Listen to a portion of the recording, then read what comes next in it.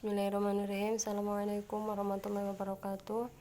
Nama saya Siti Sofamuna. Saya berasal dari SDA Riyadul Jannah. Saya di sini akan mengerjakan tugas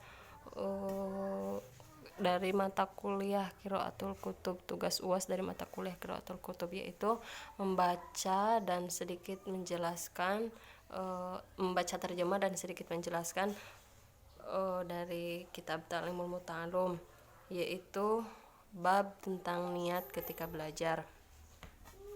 Baik, bismillahirrahmanirrahim. Faslun fin niyati,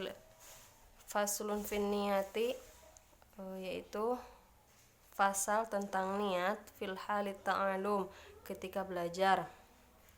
Tsumma labuda, kemudian wajib, lahu, bagi seorang santri, minan niyati, yaitu berniat, mempunyai niat, fi zamani ta'alumil ilmi, itu ketika ia sedang belajar.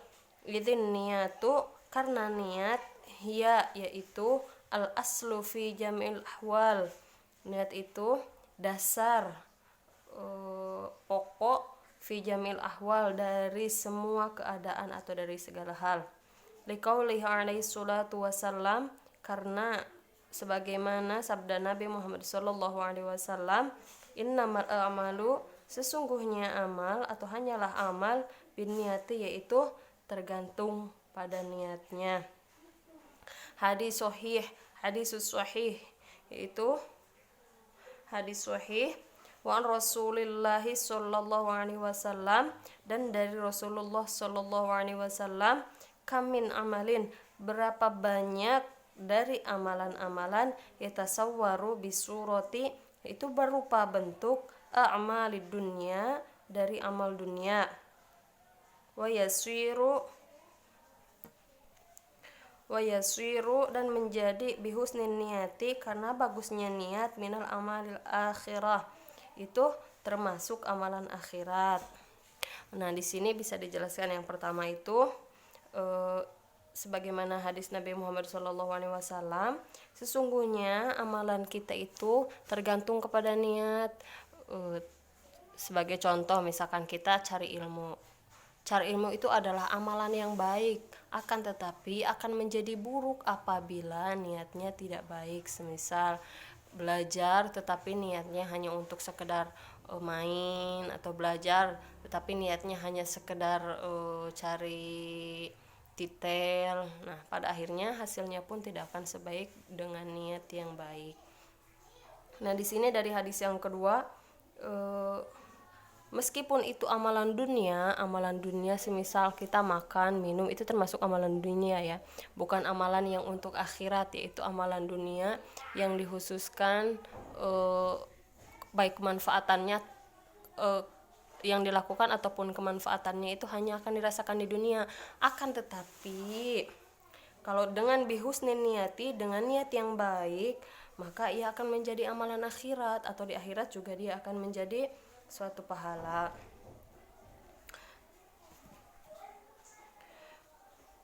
Tsumma yasiru, kemudian menjadi, kemudian akan menjadi amalan akhirat, amali dunia, yaitu amalan dunia, bisu'in niyati, apabila dengan niat yang buruk. Di sini dapat dipahami bahwa sebagus apapun amal kita, seberapa banyak amal kita yang kita lakukan, amal baik ya, akan tetapi apabila niatnya buruk, maka itu hanya akan menjadi amalan dunia. Semisal kita bersedekah, itu termasuk amalan akhirat ya, dengan niat kita dapat pahala kalau niatnya ikhlas. Akan tetapi kalau misalkan sedekah kita yang kita lakukan itu karena ingin mendapat pujian dari orang, maka tidak akan mendapatkan pahala di akhirat kelak.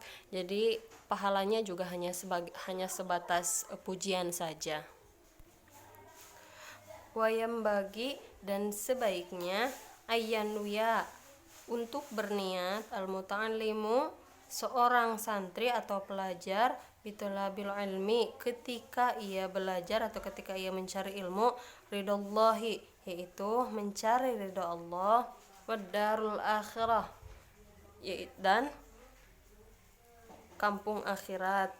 Nah, niat yang paling baik ketika mencari ilmu adalah yaitu dengan niat mencari ridha Allah dan untuk kampung akhirat.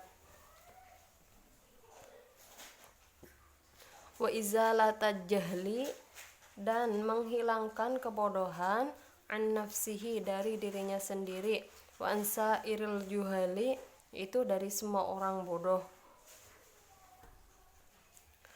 wa ihya ad-dini, dan menghidupkan agama, wa ibqa al-islam,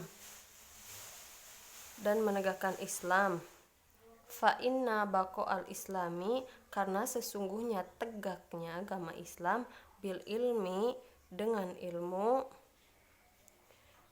wala yasihu, karena sesungguhnya tegaknya Islam yaitu dengan ilmu, wala yasihu, dan tidaklah sah, az-zuhudu, zuhud, wa taqwa, dan takwa, ma'al jahili, apabila disertai dengan kebodohan. Nah, di sini bisa difahami niat yang paling baik ketika mencari ilmu adalah yang pertama dengan niat mencari ridha Allah, yang kedua dengan niat mencari kebaikan untuk kampung akhirat, yang ketiga yaitu dengan niat menghilangkan kebodohan dari dirinya sendiri, kemudian dengan niat menghilangkan kebodohan dari semua orang, kemudian dengan niat menghidupkan agama, terus menegakkan agama Islam, karena sesungguhnya tegaknya agama Islam adalah dengan ilmu. Dan tidak sah seseorang zuhud dan takwa apabila disertai dengan kebodohan. Maka dari itu, apabila kita ingin berzuhud kepada Allah, berzuhud dan bertakwa kepada Allah, maka harus disertai dengan ilmu. Dede berisik atuh.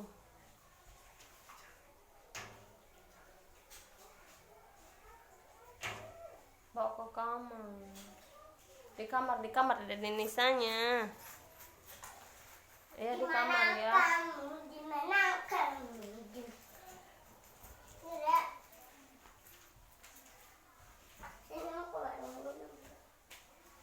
Dede Putra mau itu ambil sendiri. Dede Putra mau jaga warung. Ayah. Syekh Imamul Ajalul Burhanuddin, yaitu Syekh Imam Ajalul Burhanuddin, Al-Hidayatis Si'ara, pengarang kitab Hidayah, menyanyikan Si'ara li ba'dihim, itu sebuah syair. Fasadun kabirun alimum mutahatiku, kerusakan yang besar adalah orang alim yang tidak peduli. Wa akbaru minhu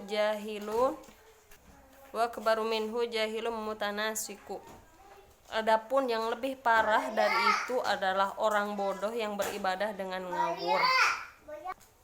Huma fitnatun fil alamina azimatu, orang alim yang tidak peduli dan orang bodoh yang beribadah ngawur itu adalah fitnah yang besar untuk semesta alam.